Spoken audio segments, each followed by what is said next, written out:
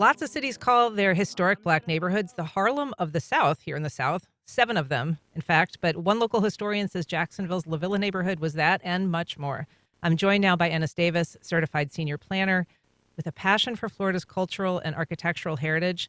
Ennis is also co-founder and writer for the Jackson. Ennis, thanks so much for being here. Thank you for having me.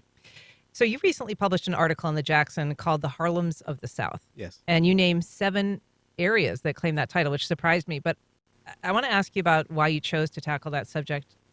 I think first it's important to talk, though, about Harlem and why that New York neighborhood has such cultural significance. Sure. So Harlem historically has been the largest neighborhood of African American population within the world. And much of that growth came during the Great Migration. The Great Migration was a period in time. The first Great Migration occurred around World War I, so around 1915, 16, 17. That era when a lot of African American Southerners migrated from the South to the North for economic reasons to escape racial oppression. And Jacksonville and LaVilla specifically played a huge, significant role in that movement to the North. During the 1920s, when you have what I like to call the 3 C's, your cluster and complement uses in the compact setting, you have a network of different African American cultures infused in the area that's only about a mile or two in square mile density, I guess you could say. And you get cultural things that come out of that. That synergy just comes out of that. So in the 1920s, there's this movement on an international stage around African American literature, theater, music, culture, social issues, the New Negro movement, and so that general period of time became known as the Harlem Renaissance. And when you say the 3 C's, you say that's If you can cluster complement uses within the compact setting, you're generally going to end up with some type of synergy and vibrancy. That's going to apply from everything to downtown revitalization to revitalization of neighborhoods to even how commercial and economics tend to work. So there's Harlem, the Harlem that Yeah. we're talking about, and then there are the Harlems of the South. You say in your story that since that time, nearly every southern city of a decent size prior to the passage of the 1964 Civil Rights Act has claimed their largest historic black neighborhood as being a Harlem of the South. Why is there such cachet to that? Why do you think that moniker is spread and embraced so broadly? Well, I mean, everyone, within the black community generally knows what the Harlem Renaissance is and what Harlem has meant in terms of significance within the community. So if you have a place or a street or a corridor that plays that similar role within your region, cities tend to gravitate towards a certain name to bring that cachet, back to them. So Harlem was that term. So across the South, you're going to see many cities that were significant regional spots within the Chitlin Circuit, which kind of grew out of neighborhoods like And Harlem. explain for people what the Chitlin Circuit. So the Chitlin Circuit would have basically been a loose network of venues and communities around the country where African American entertainers, musicians could perform, make money, even where people within the community could let loose and enjoy themselves during a time where they could get away from the racial oppression that was taking place within the country at that point.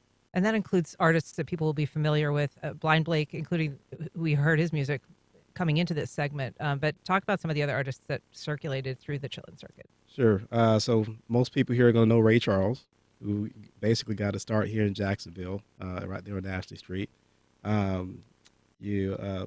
Ma Rainey would be someone else. Also, another person who got her start right here with the Rabbit's Foot Company, who was based out of Jacksonville back in right after the Great Fire in 1901. Duke Ellington is someone else you're going to hear. Another example would be Jelly Roll Morton, who also has a role here where LaVilla played a role in his career. Louis Armstrong or someone else. I could go on and on and on and on, but most of these names that you're going to associate with black musicians prior to desegregation got their start in the Chitlin Circuit. So we'll go through some of the Harlems of the South specifically, but 4 of them are in Florida, which I thought was interesting. They have certain things in common. They're not all identical, but a lot of these neighborhoods were the result of forced segregation or Jim Crow laws. How did these communities develop? How did they interact with the larger community? So when life gives you lemons, you make lemonade, right? So where there's a yin, there's a yang, I guess you could say. So these communities had to be self resilient. And despite Jim Crow, despite segregation, despite uh, uh, what's the word I'm looking for, racial discrimination, they were able to build communities that were self-reliant and supported their people, their businesses, as well as education access to students and children to make sure that the next generation was well off and more better than the next generation. I'm talking with Ennis Davis, local historian and author with the Jackson, about the 7 Harlems of the South. We welcome your questions or emails at firstcoastconnect@wjct.org. You can call us at 549-2937. Ennis, many of these neighborhoods, not all of them, but many of them were damaged or destroyed by urban renewal and highway construction. You had some personal experience with that in your own family. Oh yeah, my grandmother lived in Overtown, which was originally called Colored Town when it was established outside of downtown Miami in 1896. During the 1960s, when Interstate 95 was constructed, they basically took that section of Overtown and turned it into a highway. So my dad and my uncle at the time, they had to relocate to what is now Model City or Liberty City, just northwest, I guess, of what Overtown was. And Overtown is one of the Harlems of the South Yeah. that you name in this. And it had an area on Second Avenue that was known as Little Broadway in the 20s. So that was kind of the cultural hub. So that was cultural hub of Overtown. Little Broadway would have been similar to West Ashley Street here in Jacksonville or Florida Avenue on the east side here, right around the corner from the studios. And it's interesting because one of the names of that area has a Jacksonville connection. Jacksonville was, of course, home to the Afro-American Life Insurance Company. A.L. Lewis started that company and was, I believe, Florida's first black millionaire. Yeah. So A.L. Lewis is one of Florida's first black millionaires. I always get confused to see if he was the millionaire before Joseph Haygood Blodgett, who was also tied into LaVilla, but was a developer and architect and building contractor. But yeah, the significant thing about LaVilla when you talk about these Harlems of the South is that Harlem is really LaVilla of the North. Because what took place within the Harlem Renaissance occurred after the Great Migration, but the development of LaVilla takes place during Reconstruction immediately following the Civil War. And it is this cultural epicenter and hub that actually has the largest train station south of Washington, D.C., that becomes this marshaling movement logistics center that moves people from the south to the north to places like Harlem. So when we talk about jazz and blues in relation to the Renaissance, their formative years, that is taking place in LaVilla. So the first documented live performance of the blues on the stage takes place in LaVilla in 1910. And in Harlem at that point was only about 10% African American. It's mostly a Jewish and Italian community at that point. It's really extraordinary when you think that Jacksonville's claim is to having the first blues song performed before an audience, on a stage. That's a pretty remarkable. Well, it's remarkable. In Jacksonville, historically, hasn't paid any attention to that, and that's kind of why I'm kind of here to tell the story that LaVilla is much more than the Harlem of the South. I mean, yes, that's a term of endurement based off of what took place here, from the 1930s to the 1960s. But really, LaVilla's story is so significant that there is no Harlem, there is no Bronzeville in Chicago, there's no Black Bottom in in Detroit, without the activities and the individuals who were in LaVilla during the late 19th century and early 20th century before they went and took their talents north to these cities and put what was taking place here on the international stage. Yeah, and that pipeline included people from Jacksonville and who lived in and around Jacksonville, including James Weldon Johnson, Zora Neale Hurston. So the names that are very often associated with the Harlem Renaissance are actually from here. Right. Well, it was A. Philip Randolph. Augusta Savage was here before she went to Harlem. I mean, even people like Langston Hughes, who were real friends of Zora Neale Hurston. They spent time here in LaVilla in the East Side. It just goes on and on once you unearth that history. And that's why it's very important for Jacksonville to actually tell Jacksonville's story of history and to not have us so quickly navigate or gravitate towards just buzzwords like a Harlem of the South, because that's not really our story. Yes, we can be one of those 7 Harlems of the South, but we're so much more. One of the, well, two of the other Harlems of the South. One is in Pensacola, one's in Tampa. Talk a little bit about those two neighborhoods and what their identity is. Sure. So Belmont de Villiers is just northwest of downtown Pensacola. Very similar story to LaVilla. It actually has a history really more based around, I guess, Creole culture, while LaVilla is more on the Gullah Geechee side of things when you talk about African American culture here in Florida. But it is one of the 2 sites of Florida that are on the Mississippi Blues Trail. One Then of two sites that claim to be Harlems of the South, or one of two sites? one of 2 locations in Florida. There's a juke joint just north of Tallahassee. The Bradfordville Blues Club is also one of those sites on the Mississippi Blues Trail. But that network, the Mississippi Blues Trail, the route that people would take to perform and visit these cities is basically US 90. So they're part of that trail. Another example in Florida would be the Scrub or Central Park, which was just north of downtown Tampa. The Scrub is where Ray Charles ended up after he left Jacksonville in 1945. He spent about a year in Orlando, then ended up in Tampa in the Scrub before going out west to Seattle and then being discovered on a large scale. The Scrub was largely taken out by the construction of Interstates 275 and Interstate 4, but now there's a lot of redevelopment in that area that's taking place. And we mentioned Miami, Overtown. Some other examples, if we look outside of the state of Florida, would be Church Street in Norfolk, Virginia, which has a significant urban renewal story. There's not much left of Church Street today. And then Jackson Ward up in Richmond, which was it still remains a large historic African American community. It was also called the Black Wall Street.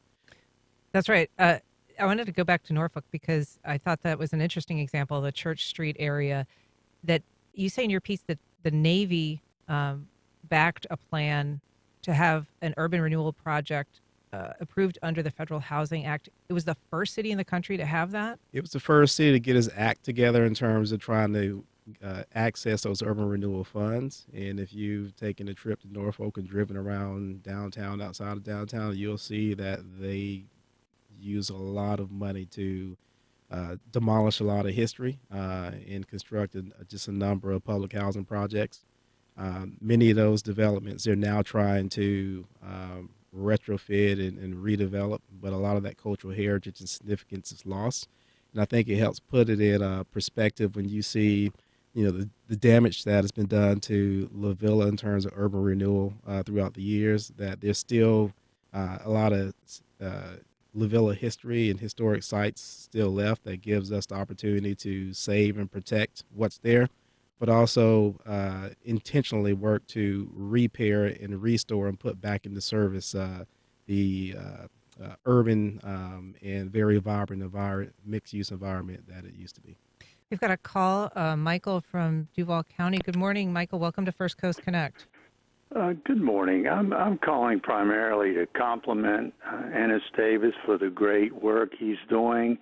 It seems surprising to me that someone who has not lived here all his life has been able to master so much of our history. So everything he writes is a must-read for me. I particularly compliment the work he's done on reminding us about how urban renewal worked. And I don't want to put him on the spot here, but if he wants to tell us a little bit more about Do-Wah Diddy, I would be most appreciative. But mainly, thanks a lot, Mr. Davis. Thanks so much for calling, Michael. Appreciate that. You want to tell us? I'll pass on that one, but Do-Wah Diddy, it's not so much LaVilla's story. So, Is that the song that you were referencing earlier? No. That was a Blind Blake song that was earlier. I don't think that was Do-Wah Diddy though. No. I thought, I mean, it was that a Jelly Roll Morton thing. We were talking earlier No, about that. so originally we were talking about Blind Blake because we had they were playing this song during the commercial break. Right. I'm trying to connect the dots on the do diddy, and you're not going to talk about it. All right, Michael. Thanks for the fake there. We're not going to get the answer, but probably find it on the Jackson. So you do a lot of great writing on Jacksonville history. How did that become your passion? Um, well, growing up, I'm a sixth generation Floridian, and both sides of my family come from slavery down here in the South, and I had a lot of stories that were passed down from my grandparents' generation, my great grandparents' generation, and my parents who are getting closer to 80s grew up during segregation. So I grew up, I mean, some people would probably call it a very rebellious black family, if you want to say that. But I grew up with a family that hustled in terms of if it meant going and selling water on the street or selling barbecue on the street to make money and pay your bills, they did. So I have numbers of stories that were passed down. And Jacksonville has been so significant in that history. Before I was born, my parents lived here in what is Durkeeville and Newtown, Grand Park. Kind of moved around through Northwest Jackson in the 1960s. They moved back to Tampa, which is where they grew up, Hillsborough County, right before I was born. So even growing up, I had an opportunity to kind of grow up here as well, and that all their friends were still here. So I knew Jacksonville from the 70s and the 80s versions of Jacksonville, but really only the black side of town. I'd never seen Riverside till I moved to Permian. I'd never been to the beach. I'd never went to a Regency because they didn't really cross the bridge. I could tell you all about Gateway Mall and all the restaurants and different spots and different neighborhoods and churches and stuff because that's kind of what I grew up in. And as my family history projects, so much of Florida's story is really tied into Jacksonville. And so even though they ended up in Central Florida, there's a wave that was here in the 19th century. There's a wave that was here in the 1920s. My parents come back in the 1960s. Now I'm here. So Jacksonville, LaVilla, the East Side, Durkeeville, North Riverside, they're also important, not just here, but in the development African American culture across Florida and the rest of the country. And that's why it's really important to tell that story. Before we wrap this segment, I did want you to talk about Bound for the Promised Land, which is a poem written in Jacksonville and published in the Chicago Defender in the early 1900s. Talk about the significance of that poem.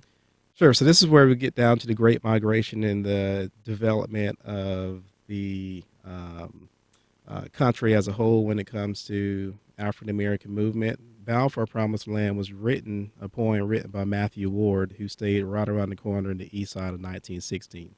It was published in 1916 by the Chicago Defender. The Chicago Defender was the largest African American paper in the country at that point in time.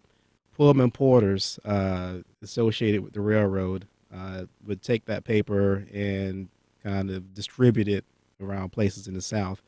And this poem basically encouraged African Americans to move north to better economic climate, better social climate, is kind of how it was perceived, and to leave the Jim Crow South and the discrimination that was taking place here. So after that poem, which went viral in the days before Facebook, that kind of just changed the face of the country as a whole. That's why you have the Harlems and the Bronzevilles and all of that. But before we go off, I will say there is a plan to do a Heritage Trail project in LaVilla. There will be a meeting tomorrow to show some of those concepts at the Ritz Theater at 5:30. So anyone who wants to learn more about LaVilla's history and see, some of the initiatives that are taking place, Ennis Davis, tomorrow. thank you so much. I appreciate it. Thanks for being here.